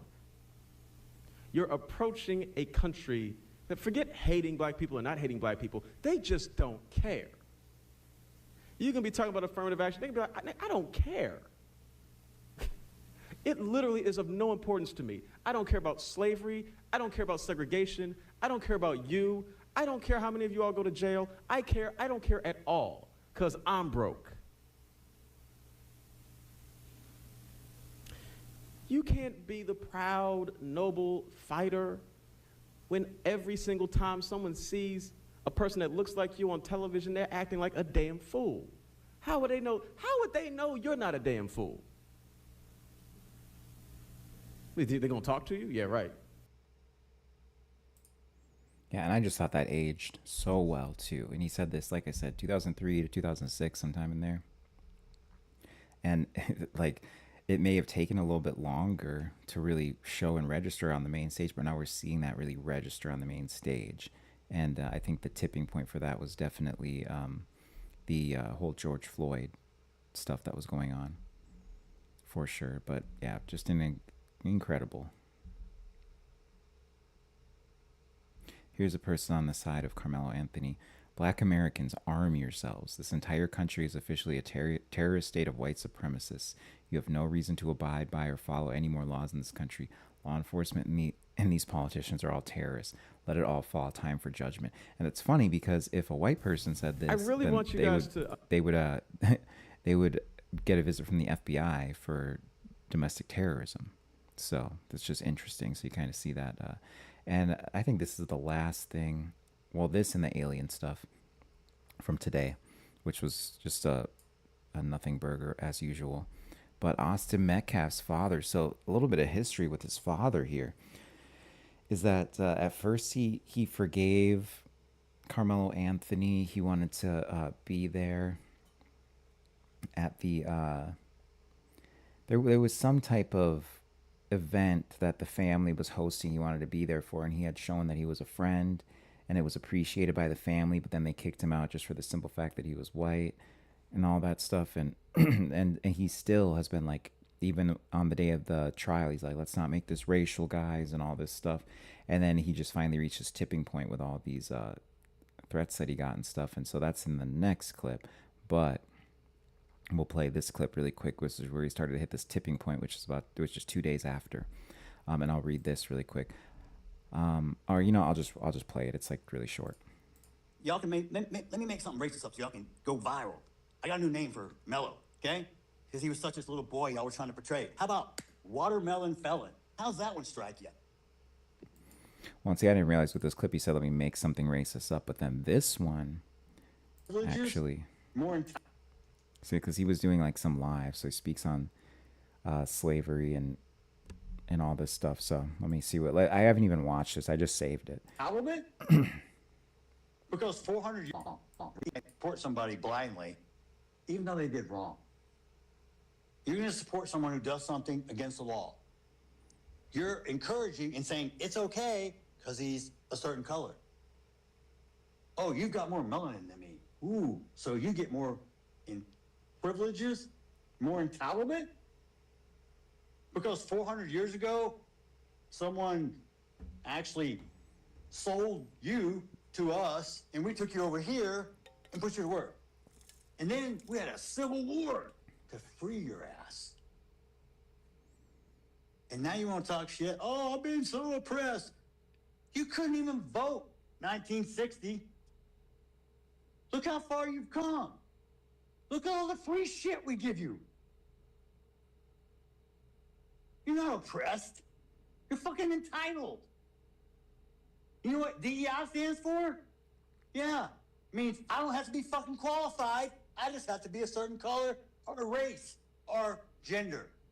You know what I'll also say? I mean, this kind of gives you the whole thing. We're not going to play all this, but One thing I just noticed, look at the Austin Metcalf's jersey in the background, number 11.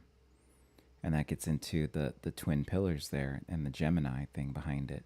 So that's just something interesting to add here. Because there's a whole thing you could get into of this being like a type of ritual.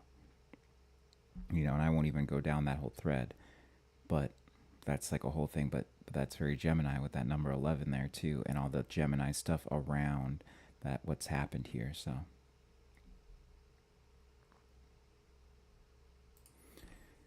So Tulsi Gabbard today. So we got another conspiracy theory that ended up being conspiracy fact, which is the biolabs in Ukraine.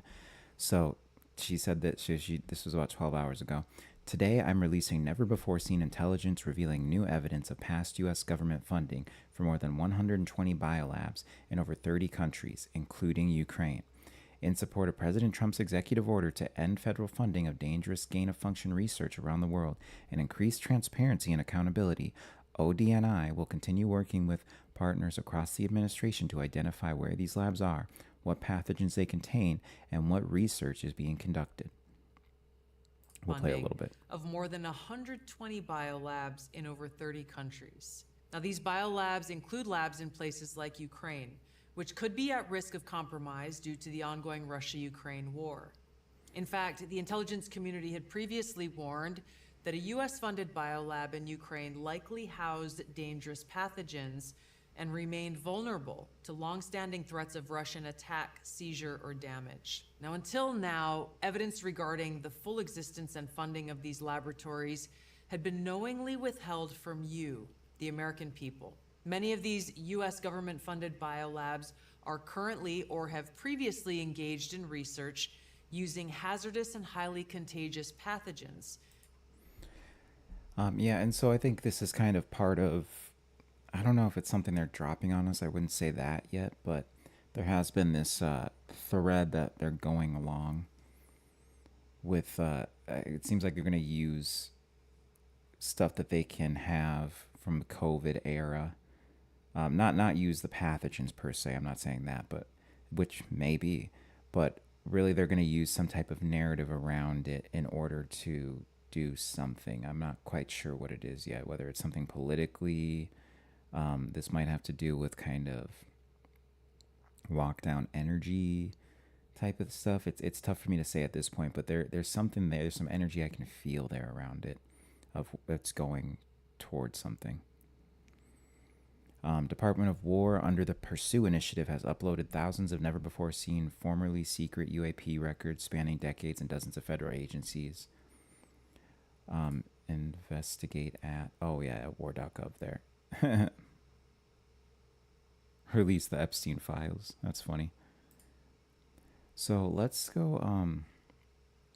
There's not really a whole lot I'm finding. I mean, like they're showing. There were a couple clips that I saw from it, but they were just really terrible video. So we'll see if something comes up in the future. I'll bookmark it for next week, and we'll see. But I think next week we'll have more. We'll probably have some more news other than just like all the racial stuff we had to dive into. But I wanted to kind of just get it over with, you know, because that's something I'm here on this planet to speak on. As much as I don't necessarily enjoy it, if I'm being honest. Steven Spielberg's alien film Disclosure Day flops during its opening after he made comments that Christians would question their faith after watching the film. So I'm not sure how much it's flopped or not. Let's see here. Oh, so there's a source here. Flops with 6.5 million preview night. Looks at lowest, what? Looks at lowest opened for famed director in years thanks to sports weather. Movie looks like absolute ass.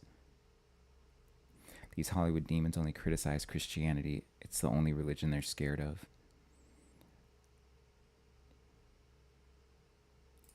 And so this was something that, I mean, millions of views. So I thought I'd mention it. Not saying I think this is real or anything like that, but it's just like when you got millions of people looking at it, it's worth bringing up. Because this will get into like a lot of the alien mythos that's been created, and we're over here thinking like, oh, like we know about the Nordics and the Greys and all these things, and it's like, well, because they want us to know about it, because it's a narrative they're creating around it. And my whole thing, my like how I was awakened was Barbara Marciniak's Bringers of the Dawn book, actually, and I listened to it as an audio book on YouTube back in 2000, like 11, it would have been. And with that, though, it's crazy because I love the Pleiadian information and knowledge and all that stuff, and that's what awakened me. But ultimately, as you get deeper into it, you realize that this stuff was like allowed to come out. And that's not me talking about Barbara Marciniak, because she's an excellent channeler. And there's a whole thing with channeling with the star system Pleiades, but that doesn't necessarily mean you're dealing with flesh and blood aliens or anything like that. And that's not me saying I don't even necessarily believe in aliens, but you want to be fluid at this time with your beliefs, because of all the things that are going to be dropped on us. You don't want to be attached to any one belief, like, oh, I know it's aliens because of all these alien specials that I've watched, and I've watched them all too. But I've said before, I'm under the idea that they're actually the remnants of the Atlantean culture. And that makes the most sense to me, because then it would be that they're essentially still humans, but just from a prior epoch. And then it doesn't violate free will in the same way. You could explain all of the different alien types because we were doing genetic engineering, genetic manipulation back during Atlantis. And so when you have things like the Greys that say like, oh, in some cases they say, oh, we're like you from the future, which would mean like you from when you're more technologically advanced, not even from this, but back in Atlantis, when you're more technologically advanced, because they were more technologically advanced, just a different type of technology than we use now. But what they did was they spliced themselves, did genetic manipulation to make themselves like superhumans, essentially. And then they got genetic problems down the line, and so you saw this genetic degradation. And then when you have the idea of the soul that incarnates through the human race and everything, well, they ended up having not reincarnating back into the the human race line, but only amongst themselves. Some would say, someone else would say that they stopped reincarnating altogether. This is why they do the cloning, so they can stay alive and they keep moving their soul from like vessel to vessel, which is losing pieces of it like every so many generations and all that. So these are kind of just like things like if you're interested in that work, check out Gigi Young, because she really gets into it with how all this stuff can still be, that they would be all the alien stuff that you've learned over all these years, that they can still have value to you, but just in a different way, in a different framing, and that it doesn't contradict any of these claims made by experiencers or anything like that. It's just a different way to look at it. But yeah, so that really just brings us up to current events. I mean, what do we have going on? Anything in the last couple hours? Carmelo Anthony stuff. Hunter Biden wants to talk to Nick Fuentes. Well, Hunter Biden is smart, actually.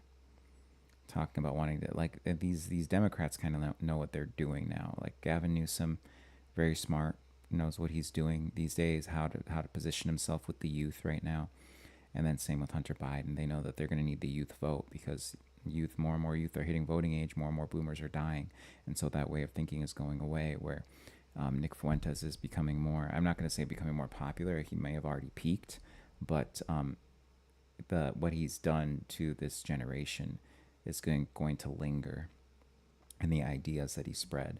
And you're going to be grappling that for at least a decade, if not more.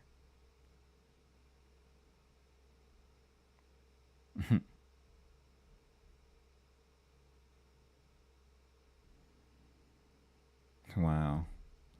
That's funny. The staircase from the Gryffindor girls' dormitory was accessible from the Gryffindor common room. It was enchanted by Godric Gryffindor to turn into a slide should any boy attempt to enter it. The stairs. You will never be a woman. That's funny.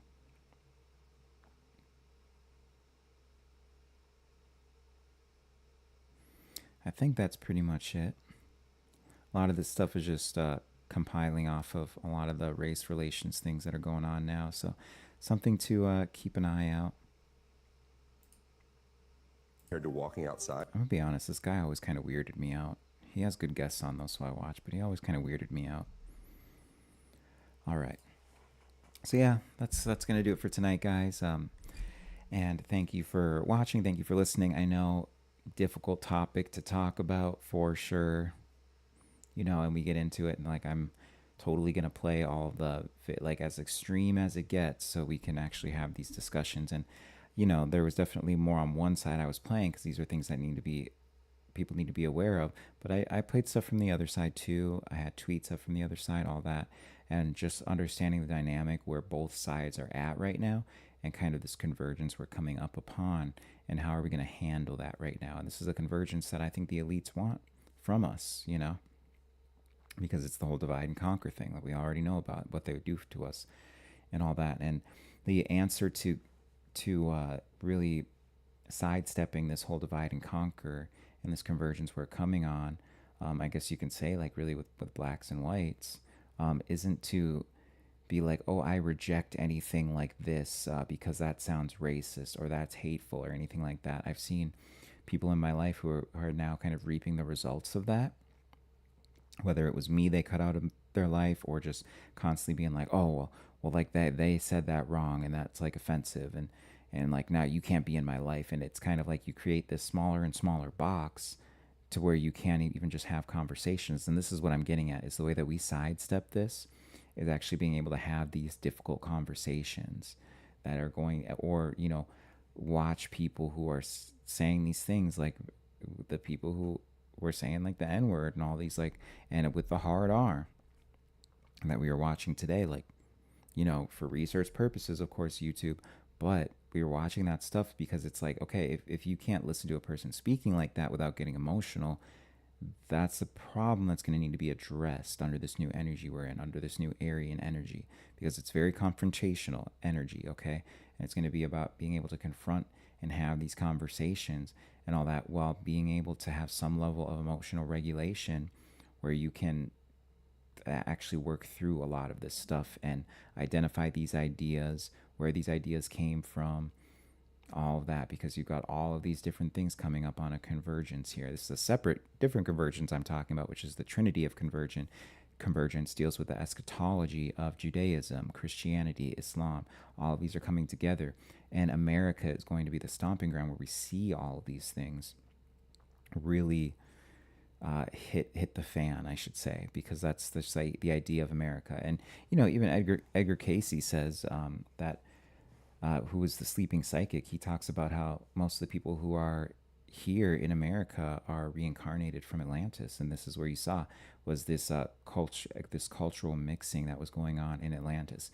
Now, don't get me wrong, they had this different idea with race and racial purity back then, but all the cultures did come together in Atlantis too, you know. And this kind of gets into the genetics part of it. These are all like deep dives that you can always go down on your own. I mean, a good person for Atlantis stuff, of course, there's Gigi Young that I brought up, but there's also a guy named Michael Tsarion, Michael Tsarion. It's kind of is how it's spelled, like Tsarion.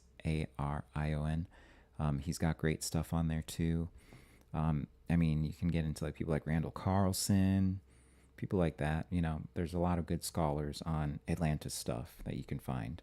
But really, this is just like us revisiting that energy without destroying the planet, like was done under Atlantis. So we're going to see if we can do that. But I think how we get around that is actually being able to have these conversations in just an honest way, and not be looking to punish someone because they say something that sounds racist, you know? Like maybe, first of all, maybe they have like the fatigue at this point where they need to be able to say those things, and you have to be understanding of that. But then also, maybe they just don't understand that what they're saying sounds the way it sounds, you know. And it's not about policing people's speech or anything. It's about just like kind of having this understanding. I find people that are the most big with preaching love, peace, and unity are the ones who will not show any love, peace, and unity if someone else isn't showing it, and it's only based on their perceptions of them not showing that. So yeah, I think we're coming up on really interesting times here, and it's feeling like the calm before the storm. I made a whole video on that. It feels like the calm before the storm. It feels like we're waiting for the other shoe to drop. And when it does, you have to remember how people went and behaved during COVID, which was like pretty crazy and insane. And we're going to start to see that again with whatever these things are that are unfolding over the summer here. And the stage is just now getting set. So, but let's all try to have understanding for one another. Get away from this left-right paradigm, this binary paradigm, this us versus them, you know, whether it's black, right, left, right, or black, white, left, right, excuse me, and all of that stuff, because I think everyone is over it and they see how controlled it is. Even with the politics, like, I think post, like right after this last general election, presidential election, you saw that a lot of Democrats hopped off the Democrat train because they were like, dude, we got like completely lied to.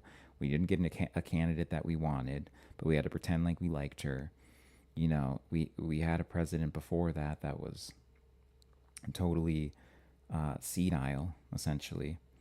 And everyone tried to act like that wasn't the case until like we were in the midst of the election, and then they had to swap him out for her, which wasn't even done democratically. So how can you call yourself a Democrat? Like if you're, you know, like that's just really, that's not me saying if you voted for her, you can't call yourself a Democrat. What I'm saying is though, like that's the whole idea of the democratic process, is that you nominate someone to elect, you know, so you can actually. And so like that was like I think the nail in the coffin for the Democrat Party. They're still struggling right now. I think Gavin Newsom right there is like one of the only people even doing a good job of making some type of comeback and reading the room properly, that it's not all about feelings and stuff like that anymore. And you need to be able to include white people in that if you want to win. But I'm not over here just trying to talk about the Democrats. We've also got the Republicans, and this is something more recent. And this is what was in the astrology when you look at the chart of the Democratic Party versus the Republican Party. It was the Democrat Party falling first, and then within like about a year or two, you see the Republican Party fall. And with the things that Trump is doing right now, you definitely see this is what's happening right now. This is the death of the Republican Party. And this isn't something to cheer on if you're like a Democrat. I'm not saying that, but oh hey. I just looked at chat. What's up? Good to see you, Andy. But yeah, you see what the things going on the right wing right now, and how Trump has taken like such a good movement, such great momentum that you had the like all of these different interests that came together, and everyone was ready to change the country, and we were like the wind beneath his sails. And then he does all this, whether it was coordinated or not. You know, you can say we can have all of our different theories on what it is Trump's doing, but ultimately it's not what the American people want. Like now, I'm happy for the chaos that it's bringing. I'm happy that it's destabilizing the system. And one of my favorite remote viewers, Elizabeth April, was talking about this, and this lines up with what I understand about Trump too, as a very Uranian individual, a very chaotic individual. But she remote viewed his higher self, got permission to see what his soul contract is, and it is for him to tear down this system so that something new can be built. And so and that's like the main reason I voted for him, and I'm getting what I voted for in that regard. Looks way different than I thought it would look, but ultimately it's the same thing of tearing down this system that we have going on right now, which just is not sustainable in any measure. Like these different ways that you can measure sustainability, it's just not sustainable. This is what's part of Iran, trying to bring someone into the fold because it's a Ponzi scheme. So you need to constantly bring new, I guess if you want to call it like tokenized assets, but new resources into the system, new money into the system, in order to keep this going. Essentially always having new countries that we bully into submission buying our treasuries. That they need to constantly be coming in order for us to keep this system afloat, but it's no longer going to work. And so we're in that Neptune Aries area. And the last time we were in Neptune Aries was the Civil War. That's currency wars and all that. So you're going to see the rise of currencies, people buying oil with new currencies, different currencies rising and falling. This is something we're going to see happen over the next 15 years here, and then really settling on whatever this new currency is going to be. And this ties in with the control grid that we're going to see coming in, with new technologies coming in, all these different things. We're going to see all of this stuff collide with one another. And so the destabilization to the system is good. It's not that the war in Iran is good. It's not that the stuff in Gaza is good or anything, or the death and destruction that comes with it. But, you know, we need to be able to frame this in a way where we look at the positive side of this. We all sat around for years and years and years praying for a change in the system. And now that the chaos is coming, that's going to actually make the system start to topple over. Everyone is mad about it, but we should be happy about it. Not that we think Trump is doing a good job or that he has our best interests in mind, but we need to see the destruction of this system. So I hope you guys all have a good one. Thank you, Nightslight Astrology. And of course, if you want a reading, go ahead. Nightslight.co is my website for readings, or my link tree is in the YouTube. That's linktree/Nightslight. But I hope everyone enjoyed it. I know controversial topics today, but we got through them and stuff, and we could end on a good note. So you guys take it easy.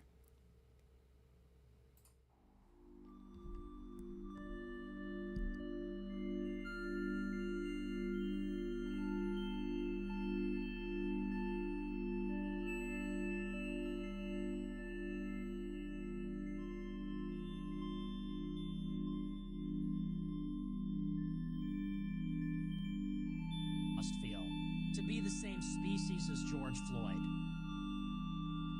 I'm watching Jake Shield. By the way, this is all under the assumption that Nick Fuentes is white. Nick, you're a Hispanic gay guy. Today with this backwards cap and his blown out fucking ears. Yeah, that's from wrestling, Nick. It's from fighting.